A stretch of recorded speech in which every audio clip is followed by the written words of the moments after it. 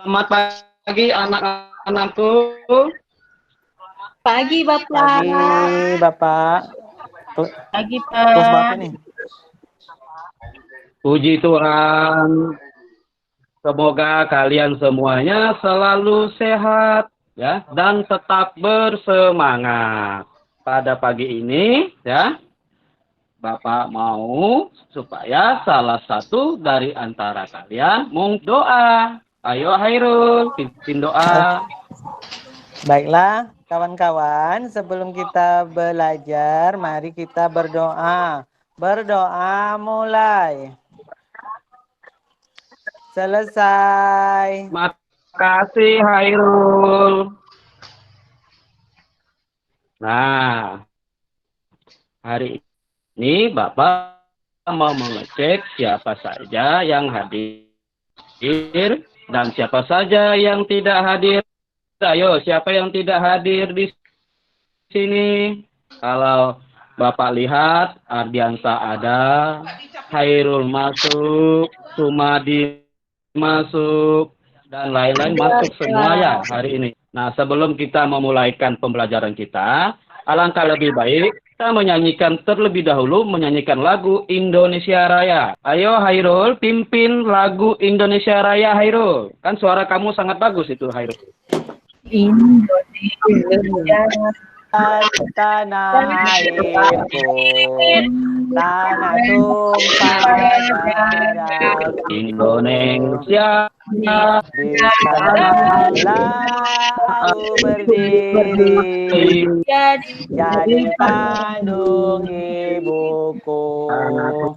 Indonesia kebanggaanku, bangsa dan tanah airku. Marilah kita berseru, Indonesia bersatu. Hiduplah tanahku, hiduplah negeriku, bangsaku, rakyatku semuanya. Bangunlah jiwanya, bangunlah badannya untuk Indonesia Raya.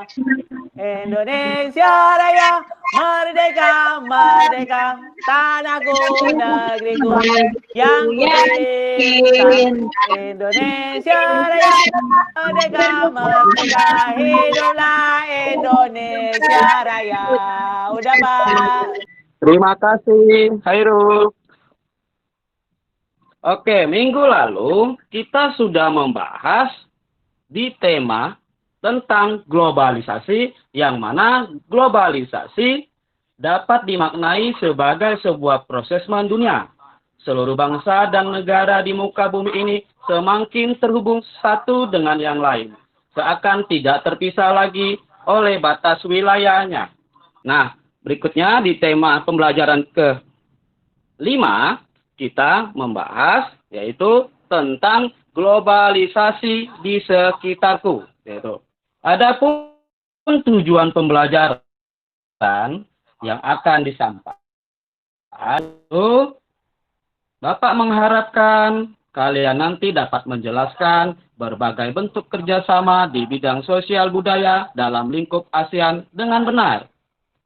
Yang kedua, Bapak mengharapkan kalian juga nantinya mampu menulis tentang berbagai bentuk kerjasama di bidang sosial budaya dalam lingkup ASEAN dengan terperinci.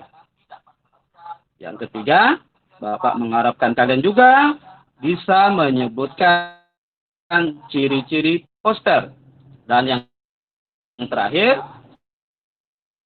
Bapak mengharapkan kalian ya dapat membuat poster berdasarkan masalah yang diberi dan menarik.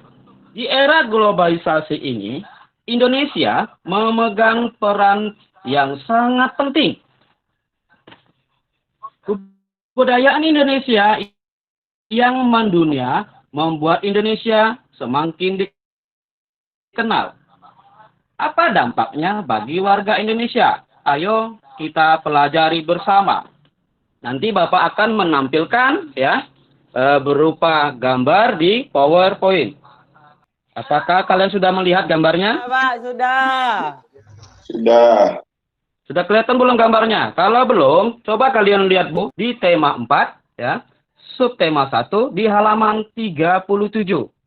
Di mana seni batik itu berawal dari seni tradisional yang dibuat khusus oleh para petinggi keraton pada zaman kerajaan di Nusantara.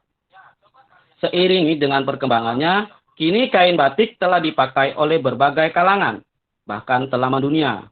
Pada tanggal 2 Oktober tahun 2009, UNESCO memberikan pengakuan dan mengesahkan secara resmi batik Indonesia sebagai warisan dunia. Dalam sejarahnya, Pulau Jawa merupakan titik awal perkembangan seni batik di Indonesia.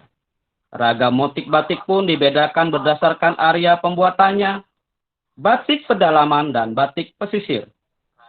Berbagai ragam motif dan simbol yang digambarkan di atas selai kain memiliki makna filosofis yang menjadi pedoman hidup.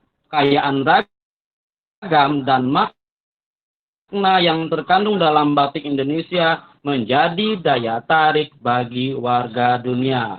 Mandela paling gemar menggunakan batik. Jadi kita harus bangga bahwa batik dari Indonesia paling digemari oleh negara lain. Tugas yang sudah Bapak berikan di situ, coba lihat tugasnya. Kalian membuat kalimat tanya dari bacaan tadi. Setidaknya ada 3 kalimat tanya. Kalian diskusikan, tuliskan 3 pertanyaan yang ingin kalian ketahui dari teks tersebut. Tugas kalian membuat kalimat tanya. Nah, di tabel bawahnya, coba kalian perhatikan, ya. Di situ ada menyebutkan mengenai satu kerjasama ASEAN dalam bidang kebudayaan dari Indonesia. Misalnya apa itu? Di situ kita lihat kerjasama dalam kebudayaan, kira-kira ASEAN. Kemudian, kita akan membahas tentang pengertian poster. Poster adalah salah satu media publikasi yang memuat tulisan, gambar, ataupun komposisi antara gambar dan tulisan dengan tujuan menyampaikan pesan, informasi kepada masyarakat, halayak ramai. Tujuan untuk memperkenalkan, mempromosikan, mengumumkan suatu hal dalam bentuk gambar dan tulisan yang berisi pesan ajakan, himbauan, pengumuman, atau promosi suatu produk. Nah, tugas kalian nanti kalian membuat poster. Ya, Bapak sampaikan ya, misalnya poster. Kita tidak bisa membuat poster sembarangan.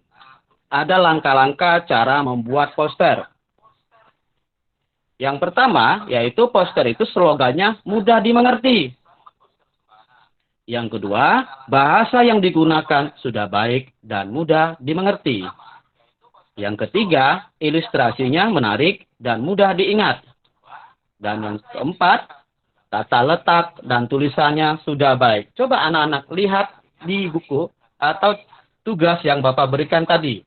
Kalian boleh membuat poster berbentuk batik, lalu kalian membuat tulisan atau ajakan. Misalnya, batik Indonesia adalah warisan leluhur yang kaya akan dinilai. Contohnya seperti itu ya. Jangan sampai poster yang kalian buat nanti gambarnya tentang batik, tetapi yang kalian buat di situ tentang buanglah sampah. Ya, jangan sampai posternya tidak menyambung ya. Pak, nanti jawabannya dikirim di mana, Pak? Kalian kerjakan ya nanti. Lalu tugasnya kalian antar ke sekolah di depan kelas yang ada kotaknya yang sudah Bapak siapkan. Nah, kenapa kita tidak boleh masuk? Karena pertama, karena ada COVID-19 ini, ya. Maka materi ini Bapak simpulkan bahwa batik merupakan karya seni ciptaan dari Indonesia. Maka kita harus bangga. Yang kedua, poster itu harus dibuat semenarik mungkin. Setidaknya orang yang melihat poster kita harus kita itu paham dari tulisannya, dari gambar, dan menarik. Jangan lupa ada tugas yang berikutnya yaitu lampiran 2 ya. Kalian mengerjakannya di rumah ya. Kalau tidak ada yang mau kalian tanyakan, Bapak akhiri sampai di sini. Mungkin Hairul pimpin doa pulang. Baiklah kawan-kawan, sebelum pulang, Hairul, marilah kita berdoa. Berdoa mulai. Selesai. Amin. Dadah Bapak. Terima kasih. Sampai jumpa esok hari. Dadah.